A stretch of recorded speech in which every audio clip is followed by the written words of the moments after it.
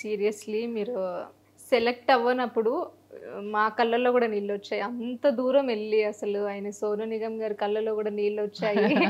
అసలు వామ్మో నేనైతే తట్టుకోలేకపోయాను సీరియస్లీ. మీకు ఎట్లా అనిపించింది అప్పుడు ఆ సిచ్యువేషన్లో? సో నా బాధ అంతా ఏంటంటే అప్పుడు కూడా ఈ స్టేజ్ పైన నెక్స్ట్ ఎపిసోడ్ పర్ఫామ్ చేయలేను, ఓకే ఆర్ఎల్స్ ఇంత మ్యూజిక్లో ఇప్పటి వరకు ఉన్నాను, ఇది మిస్ అయిపోతాను అనే బాధ. కానీ నేను ఓడిపోయానో లేకపోతే నాకు ప్రైజ్ రాలేదనో అస్సలు ఇది లేకుంటే నాకు 100% అది కాదు నా ప్రాబ్లం.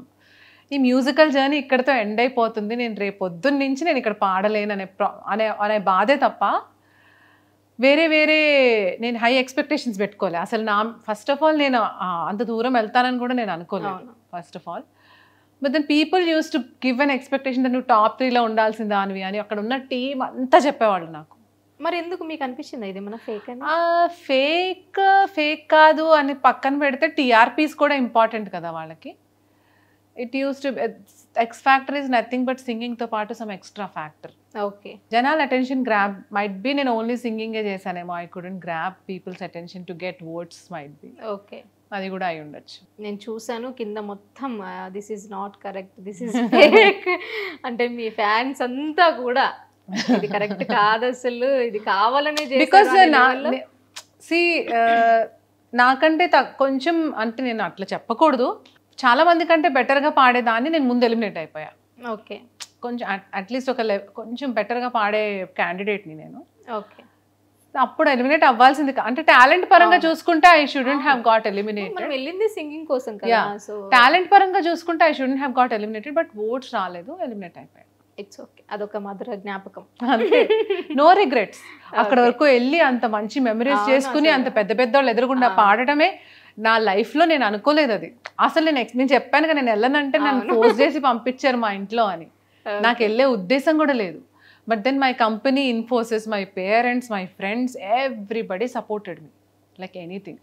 Okay yeah. మీకు మంచి ఫస్ట్ మూవీ ఈ సినిమాలో సాంగ్ పాడాలి అనే ఆఫర్ ఎప్పుడు వచ్చింది? నేను సరేగమప పాడుతున్నప్పుడు వచ్చింది నాకు. రాధాకృష్ణన్ గారు యాక్చువల్లీ అంతకంటే ముందే వచ్చింది. ఆనంద్ రాగం కాంటెస్ట్ అని చెప్పి ఆనంద్ మూవీ రిలీజ్ అయినప్పుడు ఒక కాంటెస్ట్ పెట్టారు. ఓకే సో నేను శ్రీరామచంద్ర విన్నర్స్ అందులో. ఓకే సో మా ఇద్దరికి ఆపర్చునిటీ అప్పుడే ప్రామిస్ చేశారు. బట్ దెన్ ఆ ప్రామిస్ చేసింది రాధాకృష్ణన్ గారు మళ్ళీ నేను ఇంకొక షోలో సరేగమపాల పాడుతున్నప్పుడు he reassured me that he's going to give an opportunity. ఇచ్చారు ఆయన. సిద్ధు ఫ్రమ్ శ్రీకాకుళంలో పాడాను నేను మంచి పాట. సో అట్లా స్టార్ట్ అయింది. సో ఆ మూవీతో స్టార్ట్ అయింది మీ జర్నీ. యా. సో మీకు ఈ సినిమాలలో బాగా నచ్చి మంచి పేరు తెచ్చిన సినిమా సాంగ్? నాకు యాక్చువల్లీ కమర్షియల్ హిట్ తెచ్చిపెట్టిన మూవీ సాంగ్ అయితే రచ్చ. రచ్చ తర్వాత దమ్ములో సాంగ్ రూలర్ అనే సాంగ్. అవును. తర్వాత కొత్త జంట మూవీలో అటు అమలాపురం రీమిక్స్ పాడా. అది కూడా చాలా మంచి పేరు తెచ్చి. ఓకే. సో అప్పుడు మీకు ఎట్లా అనిపించింది ఆ ఫీలింగ్ సినిమాలోకి? అప్పుడు చాలా బిజీగా ఉండే ఆ ఫీలింగ్. అంటే స్టార్ట్ అయిన తర్వాత చాలా బిజీగా ఉండే. ఏ సినిమా రిలీజ్ అయింది, ఏ సినిమా రిలీజ్ అవ్వలేదు, ఎందులో మన పాట ఉంది, ఎందులో మన పాట లేదు అనుకునే ఇది కూడా ఉండేది కాదన్నట్టు. కొన్నిసార్లు ఇక్కడ మన బంజారా హిల్స్లో ఒక మ్యూజికల్ ప్లేస్ ఉండేది, సీడీస్ అవి అమ్మేవారు కదా. ఓకే. ఆ ప్లేస్కి వెళ్ళి అప్పుడప్పుడు సీరియల్ చూసుకుంటే అందులో నా పేరు ఉండదు. ఓ ఈ సినిమాలో పాడేనా నేను అనుకునేదాన్ని అనమాట. Busy life. అంటే అప్పట్లో బిజీ ఉండేదాన్ని చాలా. వెళ్ళామా, రికార్డింగ్ పాడామా, వచ్చామా, అంతే. వర్క్ చేసామా, వచ్చామా. అది ఉంటుందా ఉండదా, ఏ సినిమాలో ఉంటుంది, ఇదంతా బాదర్ అయ్యేదే కాదు. పెద్ద పెద్ద సినిమాలు రిలీజ్ అయినప్పుడు మాత్రం ఆడియో రిలీజ్కి వాటికి పిలిచేవారు కాబట్టి నా పాట ఉంది అని తెలిసేది అంతే. అంటే కీరవాణి గారితో ఎప్పుడైనా వర్క్ చేశారా? యా, కీరవాణి సార్తో వర్క్ చాలా, అంటే ఆయనతోనే ఎక్కువ వర్క్ చేశాను నేను చెప్పాలంటే. సో ఆయనతో నేను రాజన్న మూవీలో రాజన్న మూవీ రికార్డింగ్ అప్పుడు ఎంటర్ అయ్యాను నేను ఆయన టీంలోకి. So I was there till Baahubali ఒక టైం వరకు ఉంది ఆయనతో పాటు. అంటే almost I travelled 3 years. Okay. Yeah, with him. ఇంకా బాలసుబ్రహ్మణ్యం గారు? బాలు గారితో యాక్చువల్లీ ఎక్కువ పాడలేదు, but then I had an opportunity to sing with him స్వరాభిషేకంలో కొన్ని ఎపిసోడ్స్లో.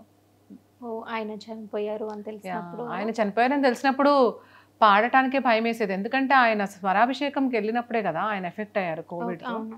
సో తర్వాత షోస్ అంటే భయం వేసింది అనమాట మాకు చాలా. ఎందుకంటే ఆయన ఎంత సఫర్ అయ్యి ఎన్నాళ్ళు వెంటిలేటర్ పై నుండి ఈ గేవ్ అప్ అనేది మనకు తెలుసు కాబట్టి. అప్పుడు ఇక్కడే ఉన్నారా? అప్పటికే పెళ్ళి అయిపోయిందా? అప్పటికి నాకు పాప కూడా కోవిడ్ టైంలో ఇక్కడే ఉండేదాన్ని, హైదరాబాద్లోనే. I was very much in Hyderabad. So just only marriage life వల్ల కొంచెం బ్రేక్ ఇవ్వాల్సి వచ్చింది అంతే. మ్యారీడ్ లైఫ్ అండ్ పాప. అండ్ ఇప్పుడు కూడా స్టార్ట్ చేశారు సినిమాస్, అంటే లైక్ సాంగ్స్ పాడడము సినిమాల్లో అని విన్నాము, కరెక్టేనా? స్టార్ట్ చేసేసానండి. చేశారా? I was already on it. Okay. అంటే ఇప్పుడు ఇంతకు ముందు రిలీజ్ అయిన సినిమాస్ లో పాడారా? సుడిగాలి సుధీర్ది ఒక మూవీ వచ్చింది కదా, గాలుడు అనే దాంట్లో, అందులో ఒక సాంగ్ పాడా. ఒకటి దానికి ఇంకా సెబాస్టియన్ అనే ఒక మూవీలో పాడా. ఓకే. పాడా, మారాలో పాడా. It was like a dubbing movie, but then I sang few songs recently. Okay. అంటే ఓన్లీ మీరు సింగింగ్ ఏనా, లైక్ ఏమైనా డబ్బింగ్ అట్లా చెప్పారా? ఇలా చాలా మంది అడిగారు నన్ను, ఎందుకంటే మీ వాయిస్ చాలా స్వీట్ గా ఉంది. డబ్బింగ్ చెప్పలేదండి, అంటే చెప్పా, but then very very very very little. ఒక 2-3 సినిమాలకి ఏమో చెప్పినట్టున్నాను. ఏం సినిమా అండి? అసలు గుర్తు కూడా లేదు నేను దేనికి చెప్పానో కూడా. సినిమాలో పాడిన సాంగ్సే గుర్తులేవు, ఇంకా డబ్బింగ్ ఎక్కడ గుర్తుండేది? గుర్తులేవు, బట్ దెన్ చెప్పుకోవాలగినంత సినిమాల్లో అయితే డబ్బింగ్ చెప్పలేదు. I never tried for dubbing, but నా వరకు వస్తే మాత్రం I can do it. Okay. అంటే లైక్ డివోషనల్ కూడా స్టార్ట్ చేశారు కదా మీరు? డివోషనల్ ఎప్పుడు పాడతానండి, ఎప్పుడు పాడతాను. ఏ డివోషనల్ అయినా సరే పాడతాను. అండ్ ఇప్పుడు ఎట్లుంది మీ లైఫ్? ఇప్పుడు లైఫ్ కూల్, చిల్, రిలాక్స్డ్. మీకు అనిపించిందా మీ ఫ్రెండ్స్ అంతా లైక్ ఇప్పుడు వస్తున్న సినిమాలలో పాడుతూ ఉంటే నేను ఇప్పుడన్నా మిస్ అయ్యాను? ఆఫ్ కోర్స్ ఆ ఫీలింగ్ లోపల ఉంటుంది, okay, but then I will be very happy for them also. వాళ్ళది ఏదైనా రిలీజ్ అయితే నేను వింటాం, నేను నేర్చుకోవడం కూడా చేస్తుంటాను, చాలా హ్యాపీ ఫీల్ అవుతాను. ఓకే. మీకు ఇష్టమైన మంచి మన తెలుగులో కానివ్వండి లేకుంటే తమిళ్లో కానివ్వండి మంచి మ్యూజిక్ కంపోజర్? చాలా మంది ఉన్నారు, ఒక్కళ్ళని చెప్పలేము. మన తెలుగులో చెప్పండి ఒక్కరు. తెలుగు అయితే ఐ లైక్ కిరవాణి గారు, ఎందుకంటే నేను వర్క్ చేశాను కాబట్టి. కిరవాణి గారు ఇష్టం, మణి గారు ఇష్టం. ఓకే, అంతే. ఇంకా తమిళ్లో వచ్చేసి తమన్ గారు కూడా ఇష్టమే, ఆయన స్టైల్ ఆఫ్. ఓకే, దేవి గారు. తమిళ్లో పాత వాళ్ళకైతే, మన తెలుగులో పాత వాళ్ళంటే పాత మ్యూజిక్ డైరెక్టర్స్లో నాకు సాలు రాజేశ్వరరావు ఇష్టం. తమిళ్ ఇళయరాజా గారు ఆల్వేస్. తమిళ్ తెలుగు ఎప్పుడు ఇళయరాజా గారే ఆల్మోస్ట్. రెహమాన్ గారు. ఓకే. తమిళ్లో ఎప్పుడైనా సాంగ్స్ పాడారా అండి? హిందీలో ట్రై చేస్తారేంటి సాంగ్స్? తమిళ్ పాడానుగా, ఆవకాయ ఆంజనేయ తమిళ్లో కూడా పాడాను నేను. ఓకే. అసలు సాంగ్ విన్నాము, అది లైక్ ఎట్లా అంటే మనం నార్మల్ గా పాడేది వేరు, లైక్ అందులో డబుల్ వాయిస్ లా అనిపించింది నాకు. అసలు అట్లా పాడారు మీరు, అంత energetic. Oh my God. So అది కూడా తేజ సజ్జా గారిది కదా, రిలీజ్ కి రెడీగా ఉంది. సో ఎట్లా అనిపించింది మీకు? సో నేను ఎక్స్పెక్ట్, అంటే ఫస్ట్ ఆఫ్ ఆల్ అనుదీప్ నాతో ట్రై చేసినప్పుడు ఇది ఒక ముసలామె పాడాలి, ఒక రానెస్ కావాలి చాలా, ట్రై చేస్తావా నువ్వు, ట్యూన్ ట్రై చేద్దాం అని అన్నాడు. కోవిడ్ టైంలోనే ఇదంతా. ఓకే.